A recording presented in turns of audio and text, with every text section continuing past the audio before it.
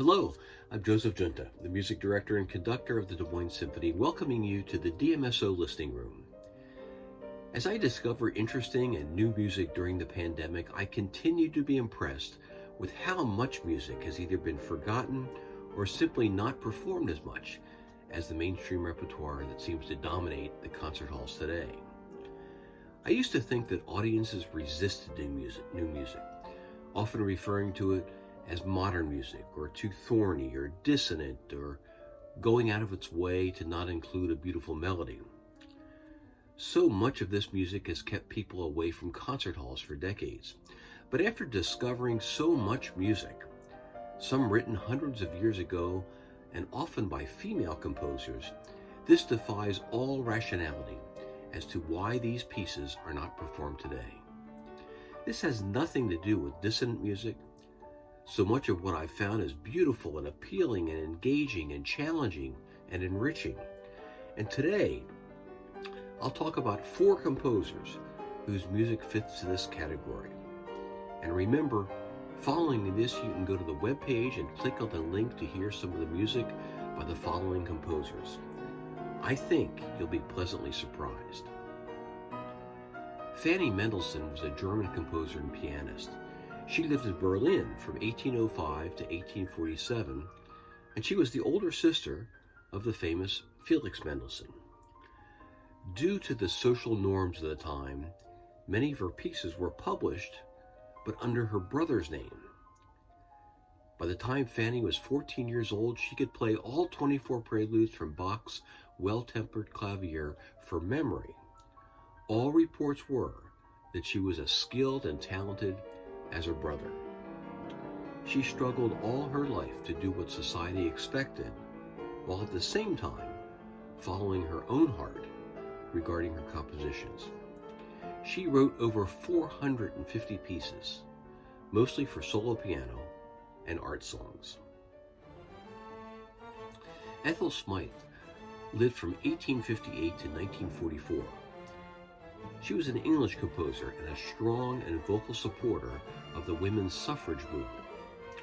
She was inspired by the music of Berlioz and Wagner, and after several major discussions with her father, he reluctantly allowed her to travel to Germany to study composition at the Leipzig Conservatory, where she met Dvorak and Tchaikovsky and Grieg. She also met Brahms and Clara Schumann, who both encouraged her musical talent and compositional output. In 1903, the Metropolitan Opera produced her opera Der Wald, making her the only woman who ever had an opera produced by the Met until 2016. Her music is sweeping, romantic, and highly effective. Amy Beach was considered the first successful female composer who lived from 1867 to 1944.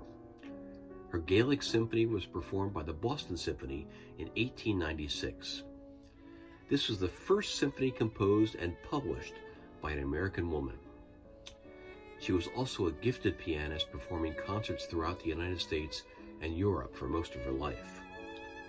She was the only female member of the Second New England School of Composers, which also included John Knowles Paine, Arthur Foote, George Chadwick, and Edward MacDowell. Her music is romantic sounding and influenced by Brahms and Rachmaninoff. Florence Price was a trailblazer like none other. She was the first African-American woman to be recognized as a composer of symphonic works and lived from 1887 to 1953.